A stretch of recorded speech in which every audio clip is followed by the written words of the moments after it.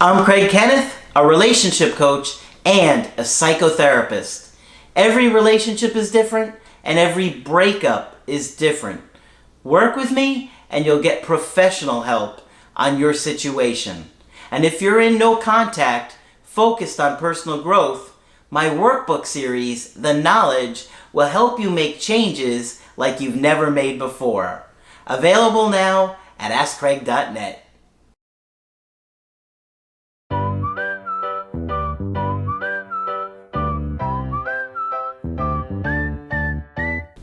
Hi there, I'm Coach Craig Kenneth. And I'm Coach Victoria. And today we're going to be talking about the power of hope. Let's go. Some people get so upset around hope and breakups. Yeah. False hope. Sometimes you'll see comments, you guys are giving people false hope. Well, you know, we say all the time, every relationship is different and every breakup is different. And we say all the time that not everybody will get their ex back or have another chance at it. That's the reality of it. And we even have a video on false hope and breakups. So if you want to check it out, feel free. It was well researched. Did you write that one or was that Margaret? It was Margaret, yeah. Yeah, she did a great job with that. Yeah, because I said, Margaret, you got to talk about false hope. People get so upset surrounding it. I understand because nobody wants to waste their time or wait around for an ex that will never come back. So I get the anger involved there. You know, thinking, well, they were very adamant about the breakup. Yeah. I don't want to hope for something and then have more hurt at the end of it.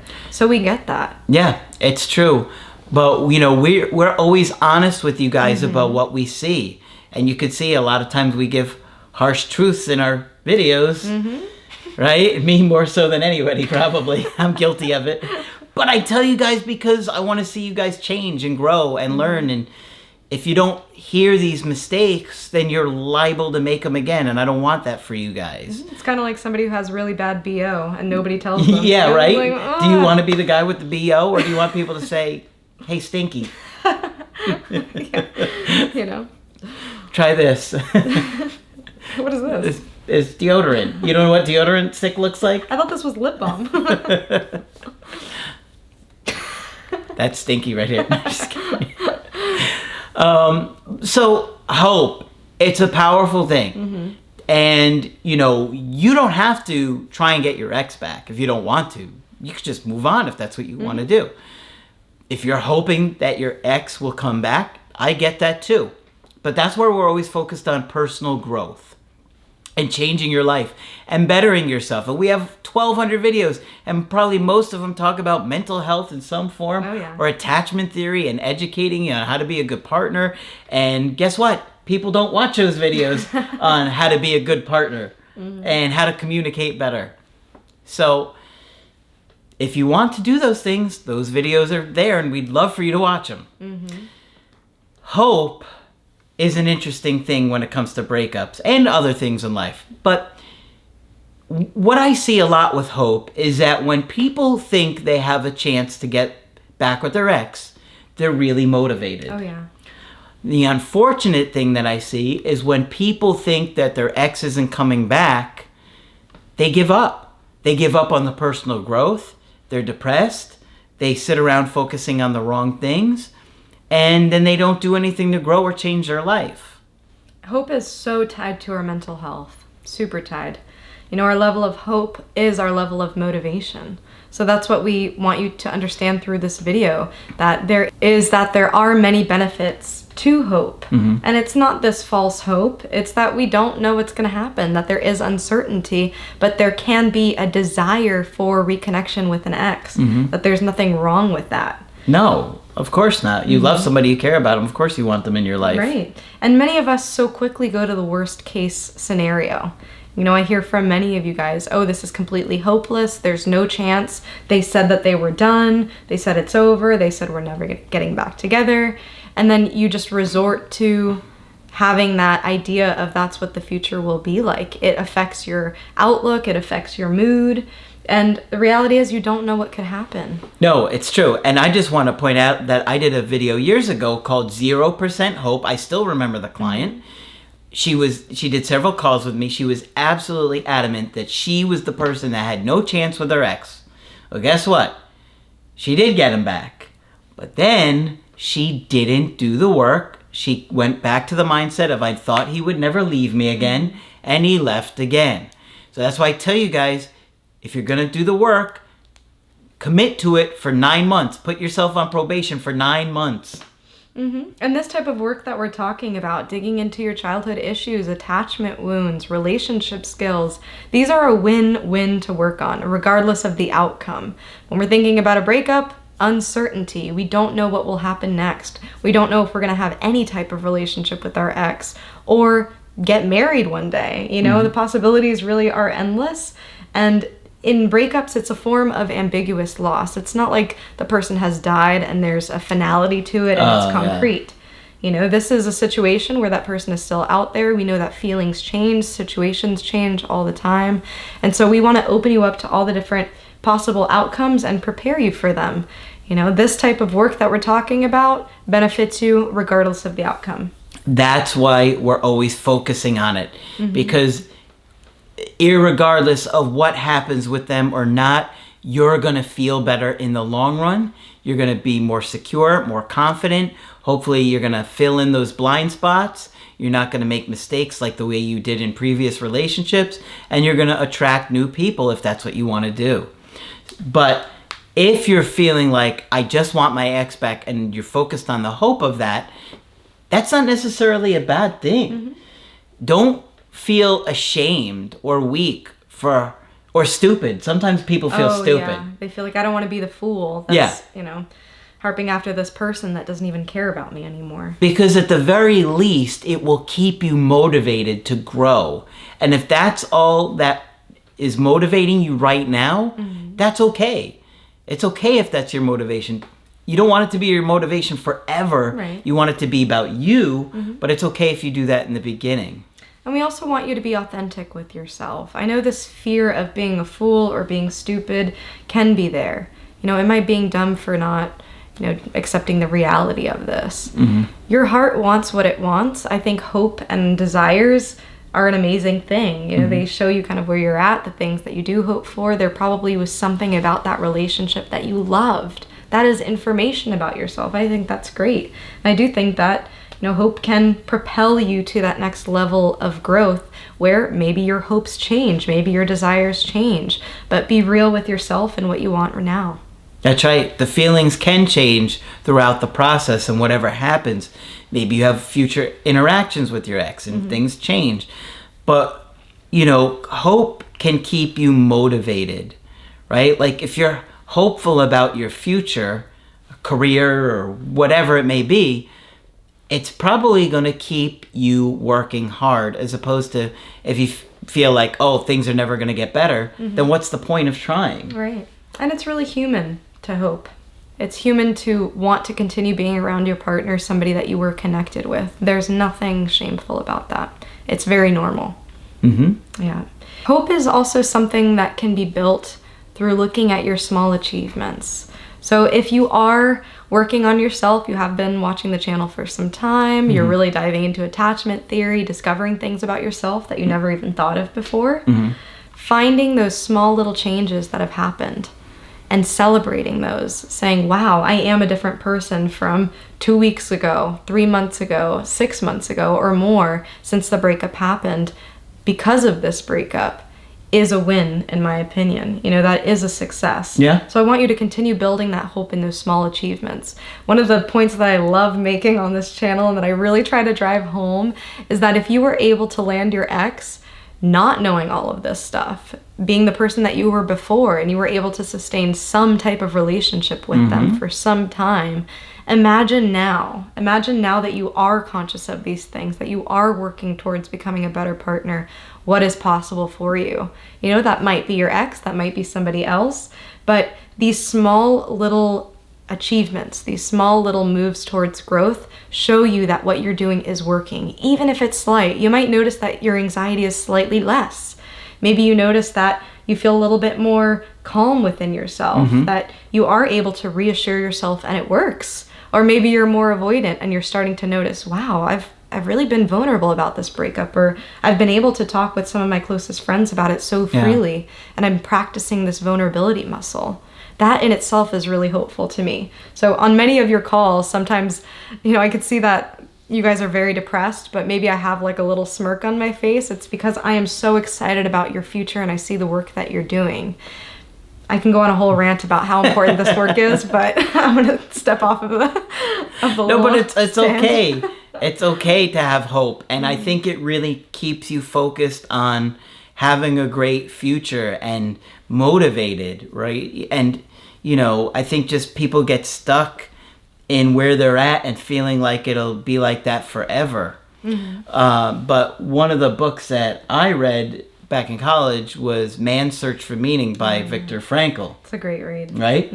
Where it was a psychologist who was in a concentration camp, and he really kind of fantasized about his wife and that she was okay and getting out of there. And, obviously he's in the most horrendous conditions a human being could experience, and yet he managed to survive. One of the few people that did in such an incredibly horrible situation. Yeah. But hope kept him alive.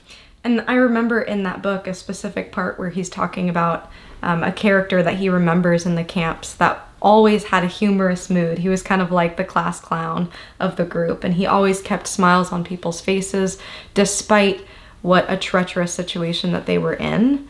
And what I love that he said about him was, even in a hopeless situation, even though he ended up perishing with the rest, in that moment, that hope kept them alive. The people who were hopeless ended up dying inside figuratively, versus the people who still held that hope. We kept them alive in the moment. And I thought that was a really beautiful way of looking at it, even in the worst circumstances. And I just want to say, in a personal note, I posted this on my Instagram. My step-grandpa recently died, but it made me think of him because he actually was in a concentration camp like that. Wow. And he told me about the war and the battle he was in. He was a medic.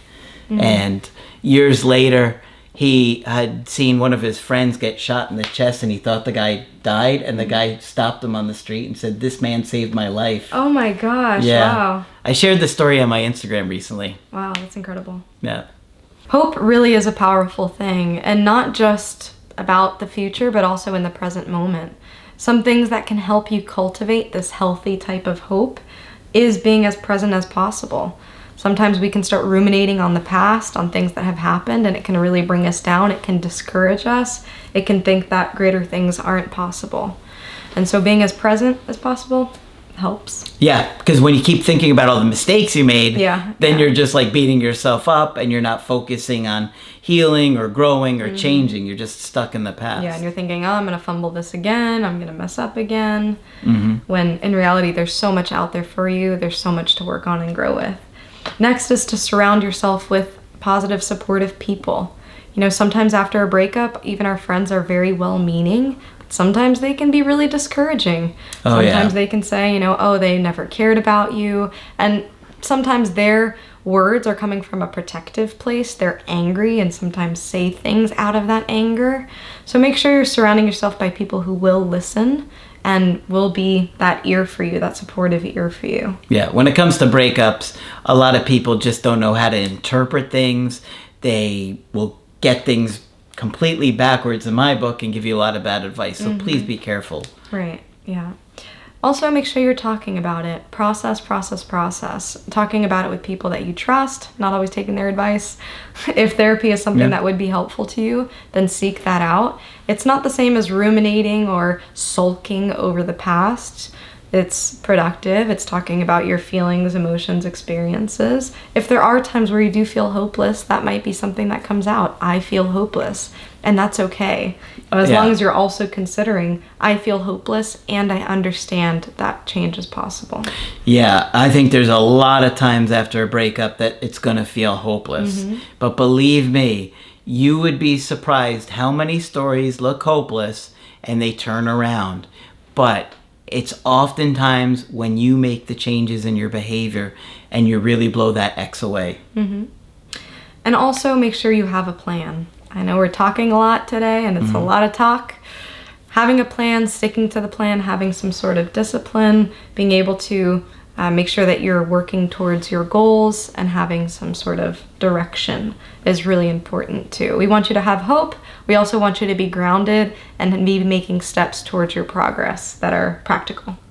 Now, there's one area that we are concerned with hope. Yes, hope can be a harmful thing in certain situations. What situation is that? So if there is any type of abuse in your relationship, one way that hope can be harmful is in situations where there is abuse or if your partner does have toxic traits. Sometimes we get caught up in these type of trauma bonds, which we've talked about before, in which we hope our partner will change. We hope this time will be different.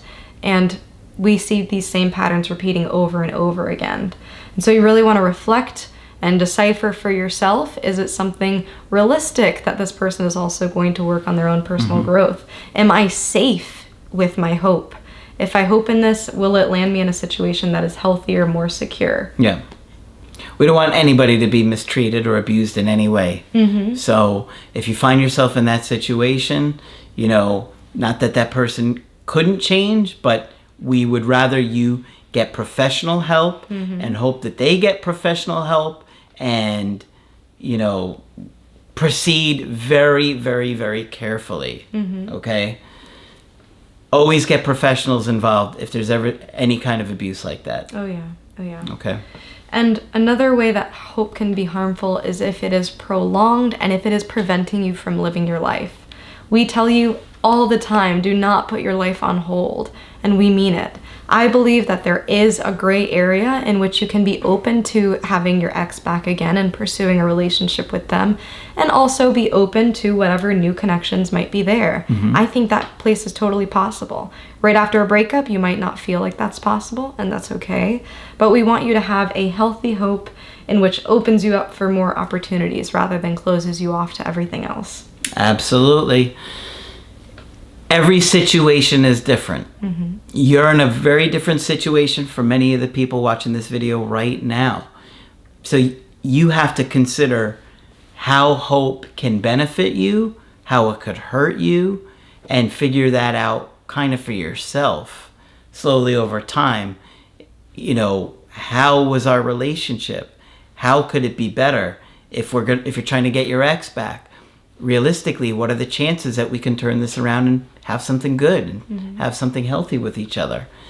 And don't let your current feelings about hope keep you from being motivated. Okay? Stay committed to the process and growing and healing regardless of what you think is going to happen with your ex, and you're going to be a lot more likely to grow and to change and be ready for them if they come back. Exactly. Remember to protect yourselves out there and to be authentic. If there is hope there is a desire coming from your heart that you do want to repair this connection. I think that's totally normal, healthy, acceptable, can be super motivating, can boost your mood. I think there's lots of benefits to it. Just heed the warnings also. Yeah.